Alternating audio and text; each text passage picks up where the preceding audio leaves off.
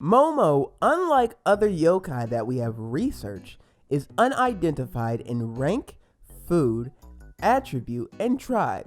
But currently she, like Komodilla, Shishio, and Izuna, are all part of a new species of ghost called Onryo. Momo's blurb reads, a cheese-loving flying squirrel who was mistaken for a fat mouse, who was struck by a trap and became an Onryo. This Onryo can grow twice its size and fly people around. If you are searching for Momo's medal in the Y Academy game, she can be found as a boss drop at the Sword Tower. The effect that she gives when equipped and summoned during certain moments is a heal that heals all your party even in battle. Now, I didn't have much to go on by the name since I honestly don't think in any way that they're trying to reference a peach here unless it was the color.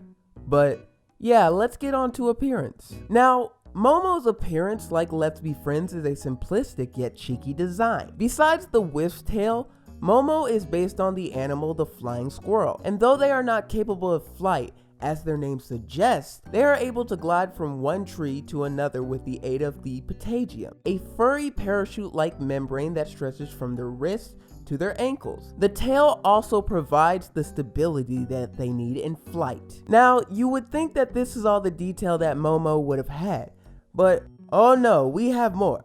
So, remember how Momo can go from small to giant? Well, apparently flying giant squirrels are a real thing. Not human giant squirrels, but house cat flying squirrels. In fact, only 2 of 43 species of flying squirrels in the world have been accounted for. The Malabar giant flying squirrel, which is speculated to have a purple coat, and the Japanese giant flying squirrel, which is 20 inches long and can be longer when you include the tail, weighs from 700 to 1500 grams or 1 to 3 pounds, and is highly territorial, unlike its cousin, the Japanese dwarf flying squirrel, which could be more of an inspiration to Momo's natural design, whether big or small. Now, most of these squirrels that I've just mentioned are located in Asia, but you can probably see them in your local zoo. Though, another thing I would like to mention before we move over to the yokai origin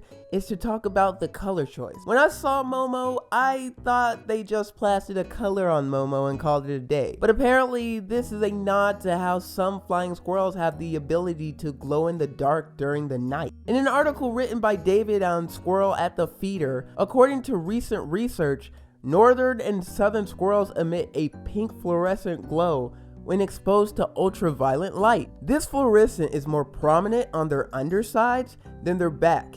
It is suggested that their fluorescence may be used to ward off predators during the night, a form of communication between squirrels, or a tool of navigation during the nighttime. Now, if you want more of a view on flying squirrels, I say get your hands on the experience and see if a local zoo has them. And if you can't go to the zoo and you don't have flying squirrels by you, then there are some videos in the description. Now, Momo, such a cutesy design, right? Well, hopefully this isn't what it was influenced by, because this is one that I didn't expect to find. Now, unlike how cute and pure Momo is, she may be based on something much more sinister out in the night, called the Nobusuma, which translates to wild quilt, which has an alternate name, Tobikura, which means flying warehouse. This yokai has a habitat in the forest and mountains, and diets includes nuts, fruits, berries, fire, and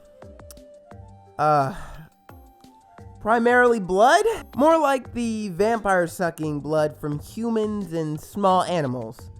They have the appearance of a bat, which lives to old age and develops magical powers and changes into a yokai, and they almost look identical to Musasabi, or giant flying squirrels. Now, these yokai are already dangerous with sneaking up on travelers and latching onto their faces, sucking out the blood.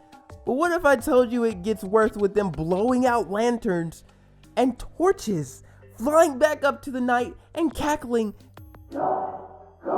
And some will use the opportunity to feed on you if they get a chance. Oh, but it gets even more worse, because besides them having a yokai that is similar, that's only difference is that it can shoot bats out of its mouth like a freaking gun.